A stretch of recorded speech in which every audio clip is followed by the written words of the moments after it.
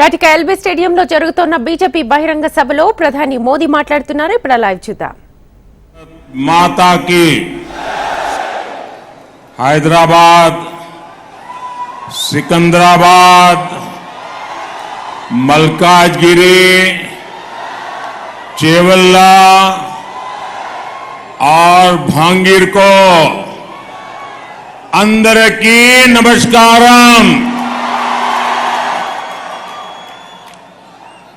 आप सभी को ये पर्दा नीचे रख दो प्लीज.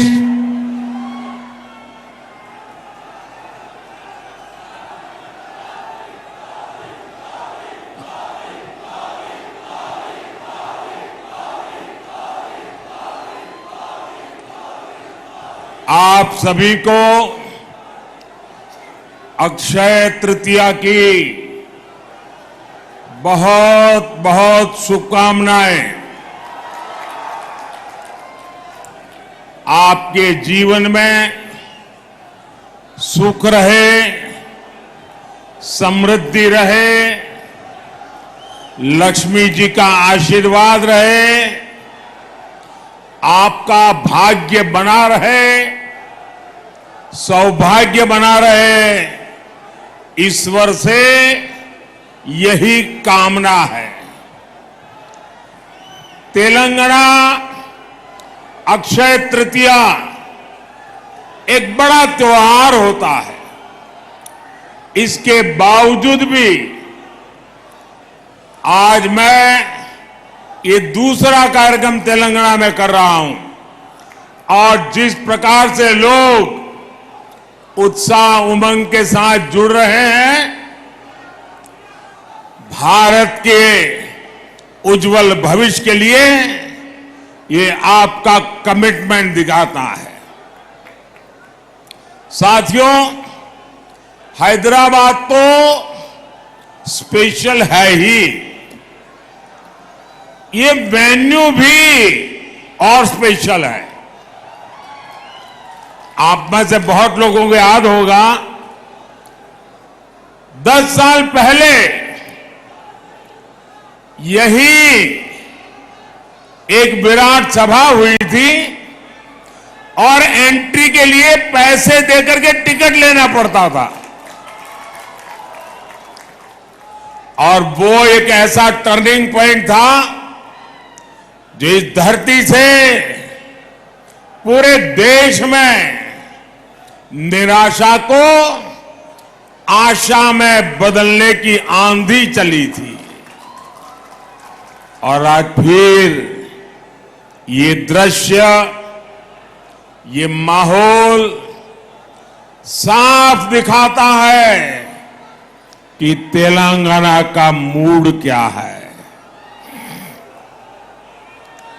तेलंगाना कह रहा है कांग्रेस नक्को,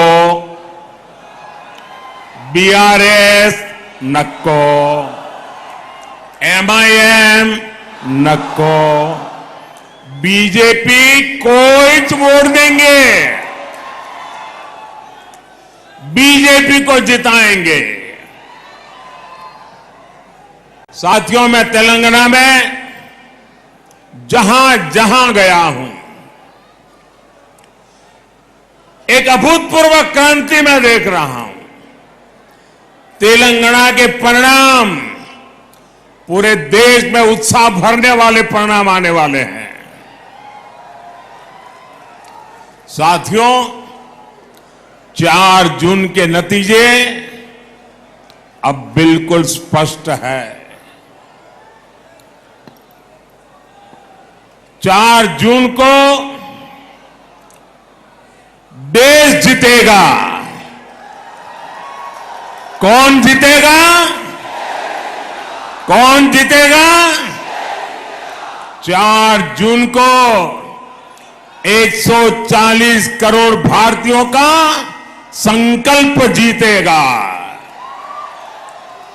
और 4 जून को भारत के विरोधी हारेंगे. 4 जून को आत्मनिर्भर भारत अभियान के विरोधी हारेंगे। 4 जून को सीएए कानून के विरोधी हारेंगे। 4 जून को यूनिफॉर्म सिविल कोड के विरोधी हारेंगे। 4 जून को वोट जिहाद की बात करने वाले हारेंगे। 4 जून को आर्टिकल 370 के समर्थक हारेंगे। 4 जून को ट्रिपल तलाक के समर्थक हारेंगे। 4 जून को भ्रष्टाचार के समर्थक हारेंगे। 4 जून को तुष्टीकरण के समर्थक हारेंगे। साथियों, हैदराबाद सॉल्यूशन सिटी है। यहां हर प्रॉब्लम का सॉल्यूशन ढूंढा जाता है।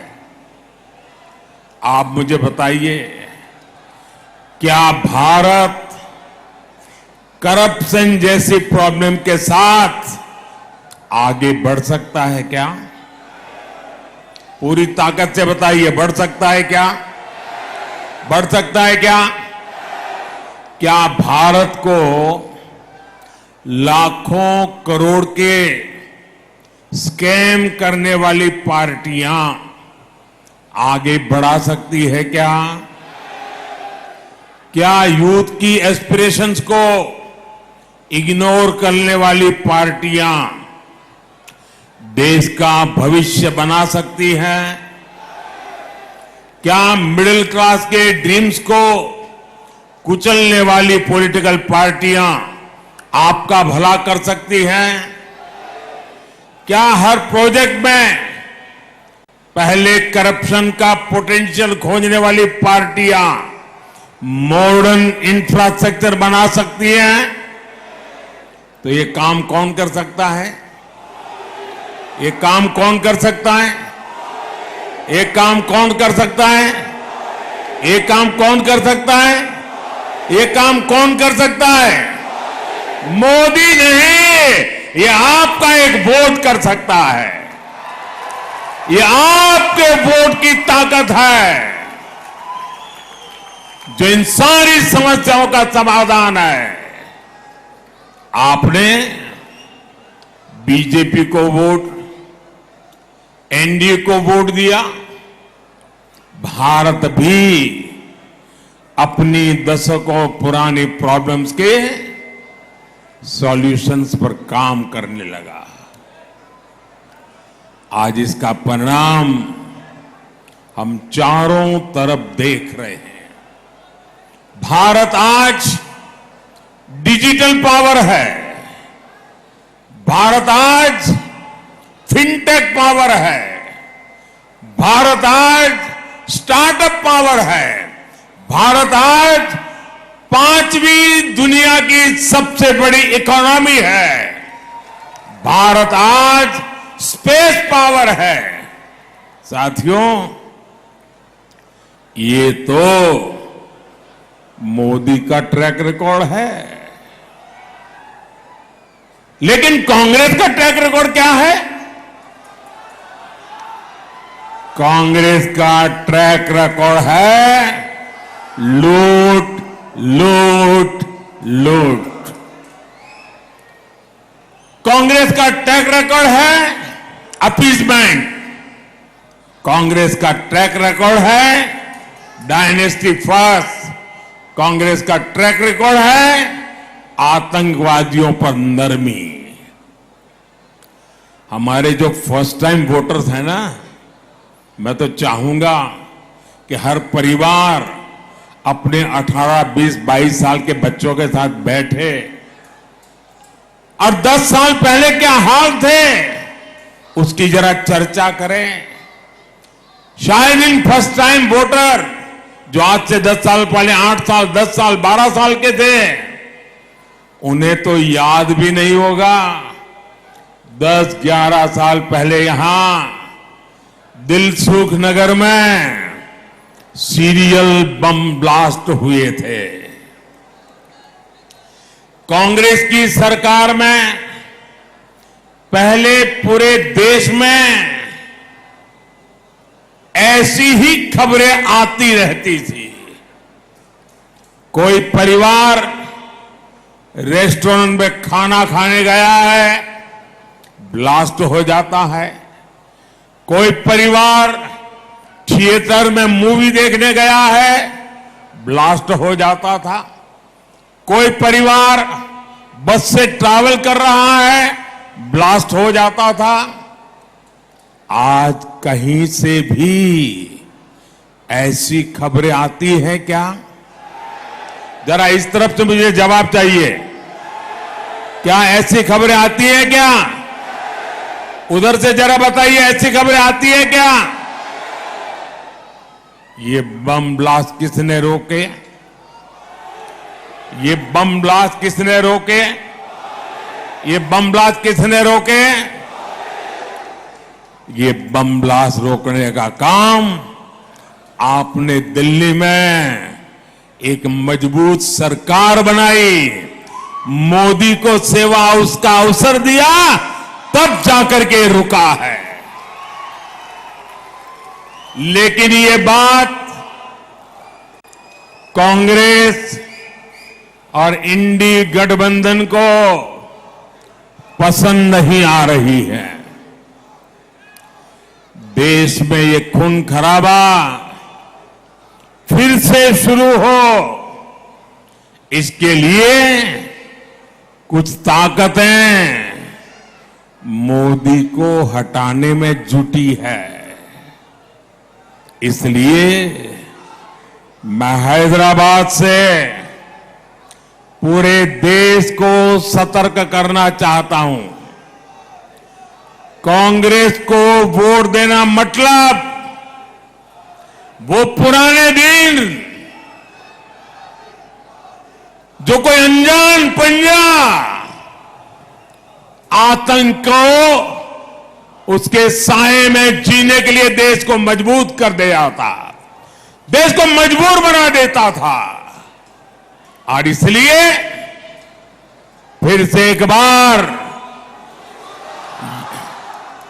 देश आतंक की लपट में आना नहीं चाहता है।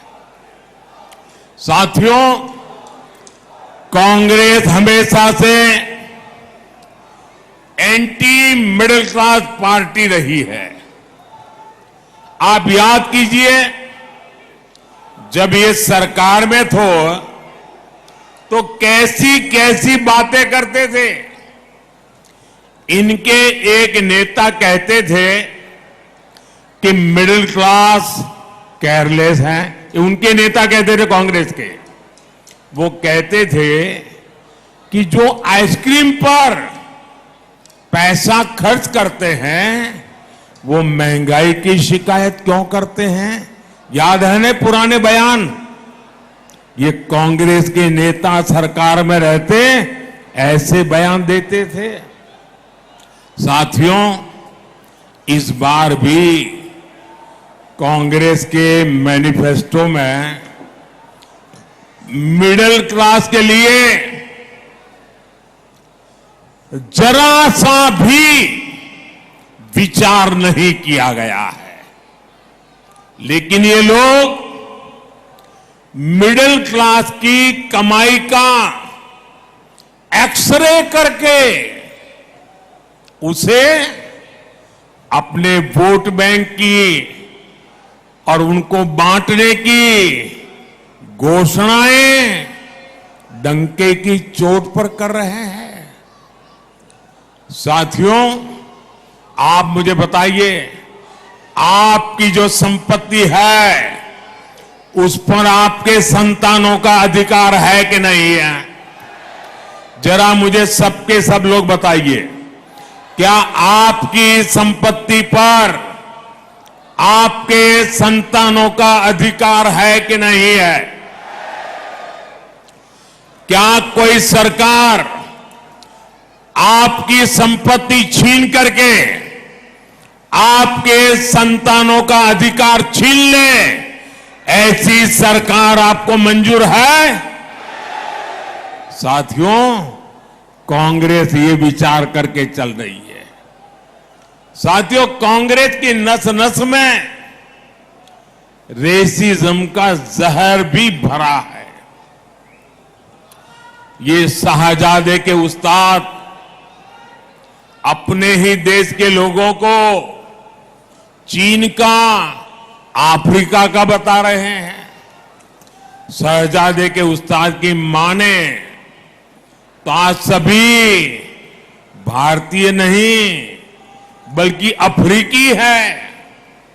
कांग्रेस देश को टुकड़ों टुकड़ों में तोड़ने वाली मानसिकता के साथ बोल रही है। ये लोग भारत को एक राष्ट्र ही नहीं मानते। इसलिए आपको कांग्रेस से, इंडी अलायंस से बहुत सतर्क रहना है। साथियों, आप सभी जानते हैं कि शहजादे को ऐसे खतरनाक आइडिया ट्यूशन करके सिखाए जाते हैं और शहजादे को ट्यूशन पढ़ाने वाले ने एक और बात कही है। वो कहते हैं कि राम मंदिर और रामनवमी मनाना गलत है। वो कहते हैं कि भगवान राम की पूजा आइडिया ऑफ इंडिया के खिलाफ है। मैं जरा आपसे पूछना चाहता हूं, क्या भगवान राम का अपमान आपको मंजूर है?